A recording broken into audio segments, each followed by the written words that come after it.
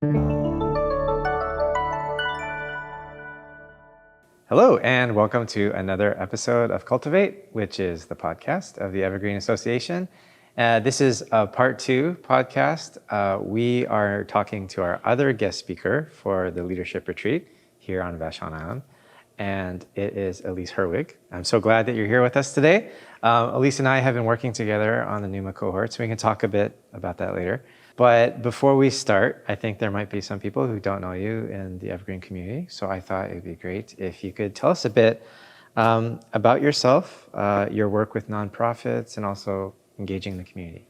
Yeah, so I have a master's in social work, much like Pastor Morgan, who I think is the other person that you interviewed. And I live here in Seattle. I've been here about 6 years, a little over 6 years now. And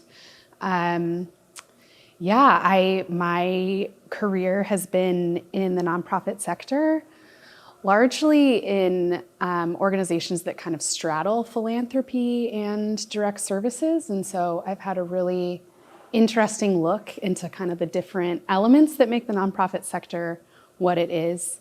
I've gotten to focus a lot on systems change and collaboration, really designing solutions together, that kind of co-creation element with communities and with really diverse stakeholders. So that's been my favorite part of my work. And I've been really grateful to have teams and people around me that have been excited to step into just the journey of community engagement and how it requires a lot of transformation and change internally in an organization, as you start to orient towards that way of being. So Great. And so you and we met at church. And when I heard about your background like this, I was thinking, oh, actually, you could really help us out. So we formed the NUMA cohorts, and you were a facilitator. And we basically created these cohorts where church lay leaders and pastors could get together and they could talk about how are you engaging the community. We kind of set up this way for them to process it and to talk about. The other cohort was about churches you want to change, grow, or create. You know all this stuff. I'm kind of getting our people who are watching up to speed. It's been a really wonderful journey. We went through a whole cycle of it it was 6 months, right? And a lot of great feedback. We're going to have testimonies of some of the people who did that work at this retreat. So that's exciting. But I was curious because, your work with nonprofits and community engagement has been outside of the sphere of the church. Yeah. And I was wondering, when you were working with the NUMA cohorts with church leaders, what did you feel like were some of the similarities or differences between working with churches in community engagement and nonprofits, like secular organizations? Yeah. I think similarity-wise, communities, based on the history that an organization, either a nonprofit or a church has in the community, there can be a real feeling towards either a nonprofit or a church. And so I think that it requires a lot of humility to step into this work. And I think that both, nonprofits and churches might feel that kind of pressure to want to be liked by the community, or to recognize oh gosh, in the past, maybe we haven't done as right or as well by this community as we would have wanted. Or maybe we're new and, we just haven't built these kind of relationships. And so I think that there can be a real anxiety there around that.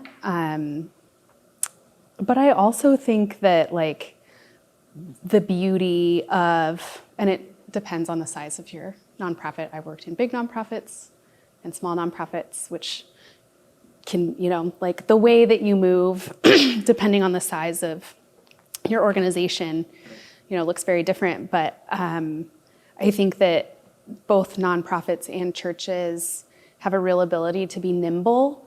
There might not be the same sort of rigid structures or hoops you have to jump through. Right. There is the potential to be a lot more flexible and responsive to communities once you kind of get yourself into the mode of engaging with the community. Yeah. That's very helpful, because I feel like sometimes when churches think about helping their community, their neighborhood, they're like, oh, what can we do? Or like, what can we offer them? Like, they're thinking about like assets and resources first. But I think you mentioned a good thing is like, hey, before even talking about that, like, do they trust you, right? Like, have you done the work to know them? And it's funny how we kind of skip right to solutions first, right? Yeah. Over relationships. Yeah. And then we're kind of like mystified. It's like, oh, I wonder why that didn't work. Or it's like, because, you know, we're not going to work with you. We don't know who you are. Or you've burned us before because you don't think about us, right? I mean, this work really hinges on trust. Like, I think that's the basis for community engagement work. And so it is super process oriented. It's very relationship driven. And I think that actually, I mean, thinking of a difference between nonprofits and the church, I think the church has a really cool opportunity for interacting on more of an equal footing with community members, whereas in nonprofits, there's always going to be a power imbalance. And we can work to address it. But, you know, there's always an element of like, we are serving you, right? And that service is kind of in between our relationship, where, you know, what's really exciting is when you can get to know like, hey, I'm your neighbor, you know, like, I'm not just here to serve you. Like, I'm here to know you. And then together we can figure out what we're doing. I like that, because you're kind of saying like, you know, your biggest asset is that, hey, we're neighbors together, right? We're on the same footing. Whereas like the danger of organizations with the power you're talking about, like if we don't do this right, we're like a colonial power. Like we're coming to conquer the evils that we've set up or something.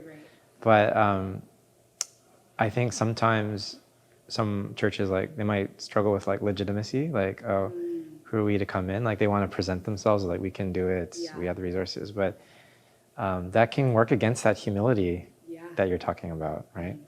What do you feel are some of the biggest obstacles to creating trust between like a church and a community, or an organization and community? As you mentioned, wanting to kind of show up with the answers, or to kind of present yourself in a certain way as an expert. I think that can just come off very paternalistic.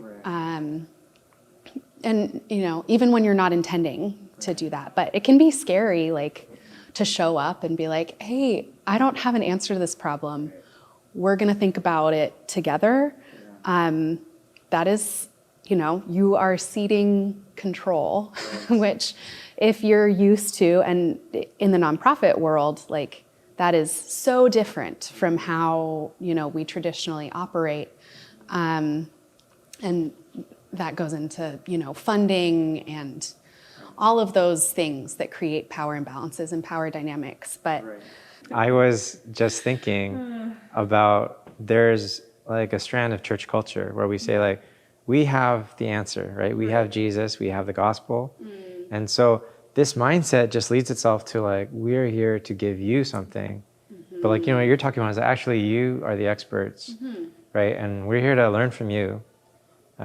So like, help us like realize your answers, right? Which is like, if you're in a certain mindset or a certain tradition or culture, that feels like really wrong, because like, aren't we supposed to be the ones bringing solutions? And in the work that I'm doing with churches, I think a lot about when I'm trying to think of like these new ideas or these possibilities I can explore, the first thing they think of is like, let's do this, like, let's do this solution, this, like, let's solve this, solve that. And they haven't done that pre-work that we're talking about, right? And I can only imagine what it'd feel like to be on the receiving end of that. Like someone just coming in is like, hey, do you know like your life is really screwed up? And here's how we're gonna fix it. Let me tell you. I bet you didn't need it to be fixed. Aren't you so glad I'm here? Exactly. Aren't you so glad? That's exactly what I'm thinking of. No, that makes me think of oh my gosh, what is the name of the pastor? I heard someone talking. He wrote Soong-Chan Rah. He wrote a book called Prophetic Lament. Right. And I heard him talk actually at SPU a couple years ago maybe, but he was talking about truth possessed versus truth pursued. And I think that there's a lot of freedom in that idea of like, I don't have to be the one, like the end all of like, I know what's happening. I know how we're going to get there. I'm in control. But there's a lot of freedom to say like, we are figuring it out as we go together, and we can be rooted together in these principles and in this purpose and in these truths. But, you know.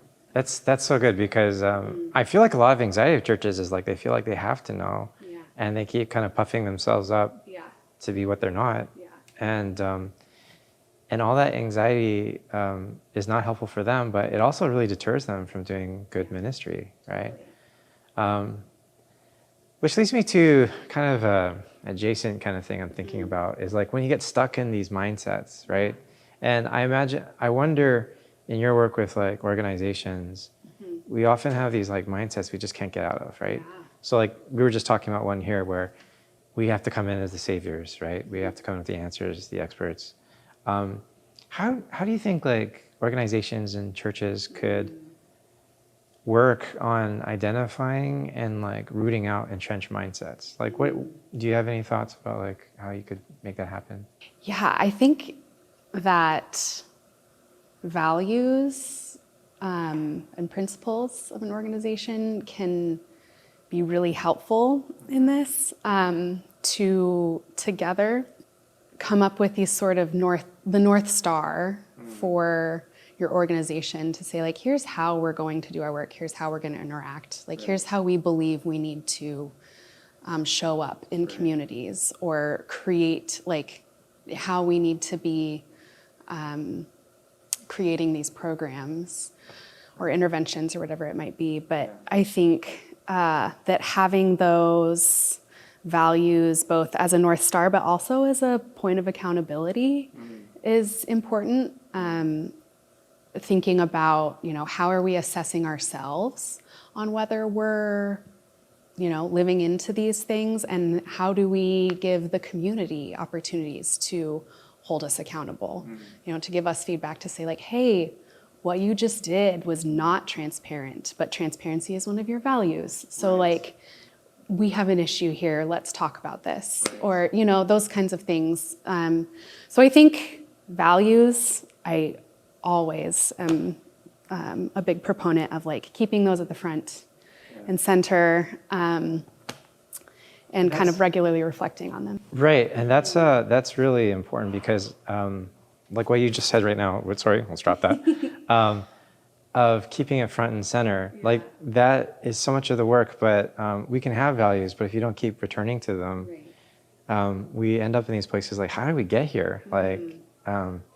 Like you've just driven into a ditch, and like, but like if you kept checking in, like keeping it front and center, we would have like picked this up before it became a big issue, and I think that makes a lot of sense to me about when I think of like places that get really entrenched or they get stuck. It's because they've just gone way too far without any self-evaluation, accountability, or reflection, and so they're just totally not aware.